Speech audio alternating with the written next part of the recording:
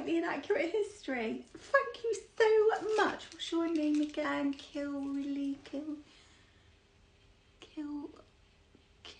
Kirity. Oh, I'm so sorry. I should have made a note of that before I started. My eyes can't read that. Anyway, whoever this person is, thank you so much. And you're a lovely little follower because you often leave me nice little comments and it doesn't go unnoticed. So you are on my favourite list. So you're going to have a little story. But you didn't make it easy for me, did you? Why have you picked this one? Crikey, this is a lot to get into my noggin. I don't know if I can do this justice, even if I'm already slightly inaccurate. Basically, the prince is in the tower. Oh, I don't like ones like this because actually there's not, there's very little evidence, and there isn't really a conclusive resolution to it. No one knows, in short. So you can skip off now if you can't bother to listen to me babble on, because when the time I circle back round in about 8 minutes, I'm going to finish with nobody knows. So there we are, that's it in a nutshell. Right, so these poor little princes, they were the sons of Edward the Fourth. Yes, they were the sons of Edward the Fourth, right?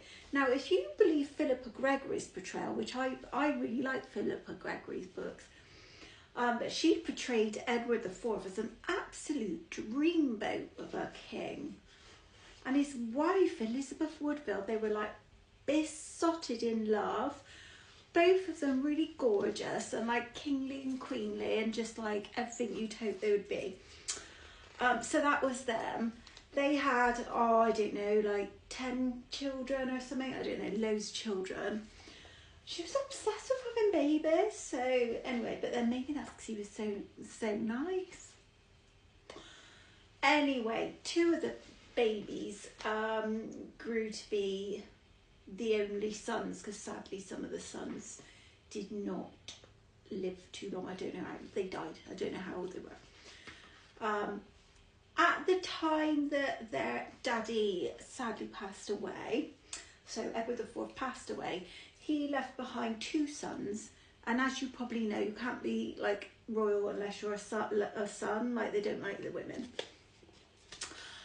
So the girls didn't even have a look in, the daughters. So the reign of being the king would go to his oldest son, who was Edward, who was 12 years old.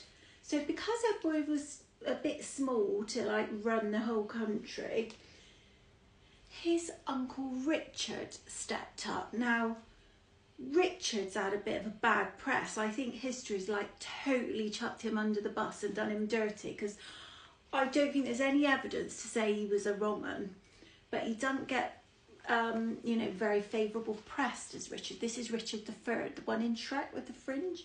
I don't think he even actually had a fringe. But he was named as the protector of the young Edward because he was too young to be king all on his own. So Richard's like, look, I'll look after you. Let's just pop you for safekeeping in my tower, in the Tower of London, with your brother, who's the spare. Keep you nice and safe because obviously you're going to be king. We'll get you crowned in a minute, be all good. Leave it with me. So then Richard's like, comes along and he's like, yeah, let's get the coronation done. So they do crown Edward as the king, but he's still in the tower for safekeeping. Just got to keep make sure this precious king, this precious 12-year-old king, is safe. So he's in the tower. And just basically some meddler, I can't remember what his name was. I don't know, some guy. I'm not very good with books, am I? I'm going to stop pretending that I'm going to read this book. Some meddler takes issue with Edward, saying, oh, your mum was a bit of a slag actually. You're not really legitimate because your dad, he's already been married before, but he didn't declare it to your mum. It's all a bit of a mess. these boys are not actually legitimate because their marriage to their mother was a sham. So you can't be king after all. For some reason, everyone was like, oh my God. And they just like, were like, right, okay, well, who's the next one? Uncle Richard. So poor old Richard, he's like, oh, all right, well, I'll be king then. So he goes along to be king because these two boys are deemed as illegitimate, which apparently means they can't be king. So that's all a bit of a pickle. So then we have Richard III, who's the king. So he's just like going along, doing his kingly stuff, whatever. Got married. Did he have an heir? I think he might have. I'm not sure. He may or may not have had an heir. I think he did and he died. Who came after him? I don't know. Anyway, back to the princes. Basically, these princes were never seen again.